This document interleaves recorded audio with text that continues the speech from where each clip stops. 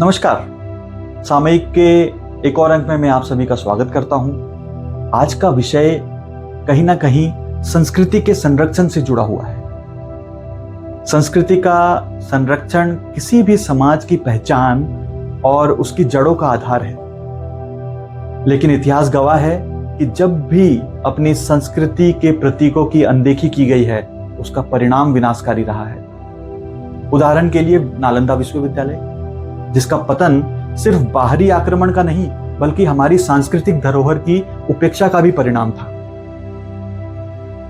वैसी ही अनदेखी आज हम असम के दो महान विभूतियों ज्योति प्रसाद अग्रवाला और विष्णु प्रसाद राभा की मूर्तियों के साथ होते देख रहे हैं।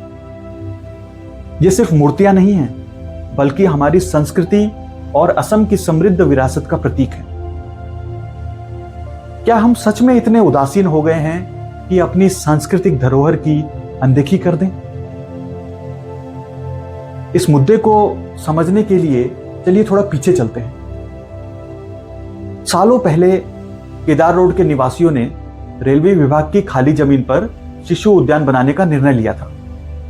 इस जमीन का असामाजिक तत्वों पर अड्डा था, जहां जुआ, शराब और अन्य नशीले पदार्थों का सेवन होता था।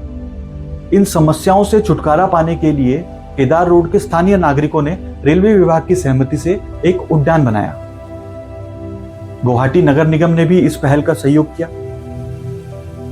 उद्यान का नाम रखा गया विष्णु ज्योति शिशु उद्यान। इसमें बच्चों के मनोरंजन के लिए टिन की छत वाला मंच, छोटा सा पानी का कुंड और शौचालय भी बनाए गए। ज्योति प्रसाद अग्रवाला और विष्णु प्रसाद राभा की मूर्तियों को भी स्थापित किया गया। इन मूर्तियों के दानदाता थे नरेंद्र दास और रमेन दास।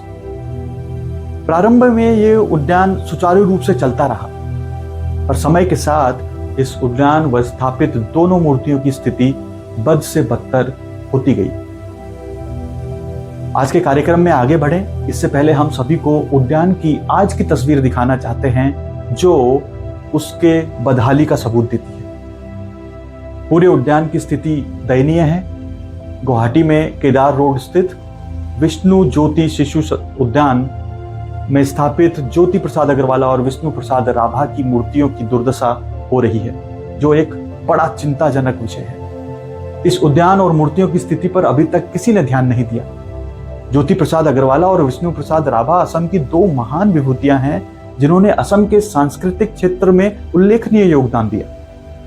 ज्योति प्रसाद अग्रवाला के रचे गीत ज्योति संगीत व विष्णु प्रसाद राभा के रचे गीत राभा संगीत के नाम से प्रसिद्ध हैं। इन दोनों विभूतियों का योगदान अद्वितीय है, लेकिन दुर्भाग्यवश यह उद्यान और इसमें स्थापित मूर्तियां उपेक्षित होकर जीर्ण शीर्ण स्थिति में पहुंच गई हैं। असम की संस्कृति को संगीत के माध्यम से एक नई पहचान देने वाले दोनों विभूतियों के अतुलनीय योगदान को उनकी तिथि पर तो सभी याद करते हैं, मगर गुवाहाटी महानगर के बीचों बीच केदार रोड पर अवस्थित विष्णु ज्योति शिशु उद्यान को काफी वर्षों से अपेक्षित होकर जीर्ण शीर्ण अवस्था में पहुंच गया है। इसकी हालात सुधारने पर अभी तक किसी भी सामाजिक अथवा स्थानीय संगठनों ने कोई पहल नहीं की है। स्थापित ज्योति प्रसाद अग्रवाला और विष्णु प्रसाद राभा की मूर्ति की सुध लेने वाला कोई भी संगठन अभी तक आगे नहीं आया है। इन मूर्तियों को वहां से हटाकर किसी सुरक्षित स्थान पर स्थापित किया जा सकता है, लेकिन समाज की अनगिनत संस्थाएं जो अपने आप को ज्योति प्रसाद अग्रवाला को लेकर गर्व महसूस करती हैं, वह संस्थाएं भी उदासीन होकर बैठी हैं। नगर के बीचों बीच इन मूर्तियों की दुर्दशा पर कोई ध्यान नहीं दे रहा है। समय के साथ उद्यान में नशेड़ियों का अड्डा जमने लगा।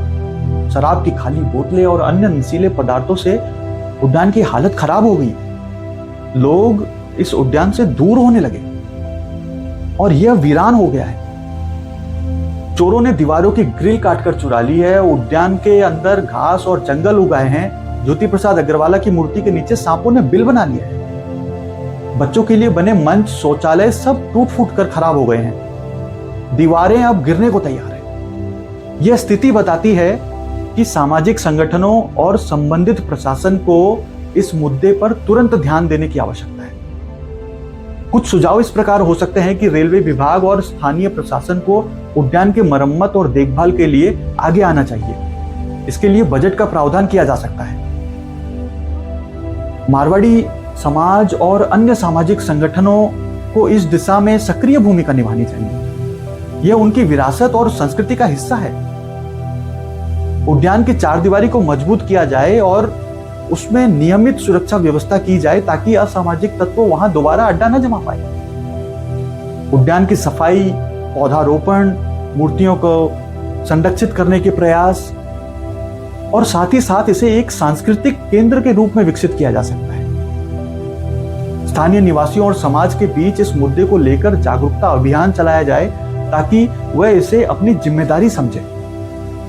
मीडिया और जनप्रतिनिधि के माध्यम से इस मुद्दे को बड़े स्तर तक उठाया जाए ताकि इसे गंभीरता से लिया जाए। अगर ये मूर्तियां उद्यान में सुरक्षित नहीं हैं, तो उन्हें किसी सम्मानजनक और सुरक्षित स्थान पर स्थानांतरित करने की कोई विकल्प को ढूंढा जाए। इस तरह की विरासत को संरक्षित करना केवल प्रशासन का कार्य नहीं बल्कि हर नागरिकों की जिम्मेदारी है। वर्तमान में यहां स्थापित मूर्तियों की हालत देखकर दुख होता है। मूर्तियां धूल और जंगल में खोसी गई हैं। आज के कार्यक्रम का उद्देश्य स्थानीय निवासियों और सामाजिक संगठनों को उद्यान की वर्तमान स्थिति दिखाना है। जागरूक निवासी व सामाजिक संगठन जरूर इस पर कुछ कदम उठाएंगे।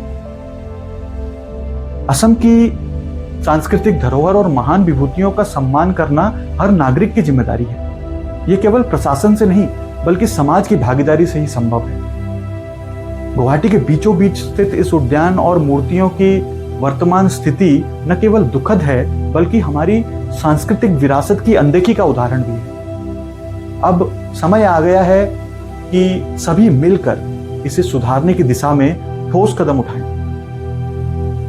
राइज प्लस आज के मुद्दे के साथ जुड़ा रहेगा और सक्रिय रूप से संपूर्ण उद्यान और मूर्तियों को उचित सम्मान दिलाने में प्रयासरत रहेगा। आपको आज का एपिसोड कैसा लगा, आप हमें जरूर बताएं। धन्यवाद।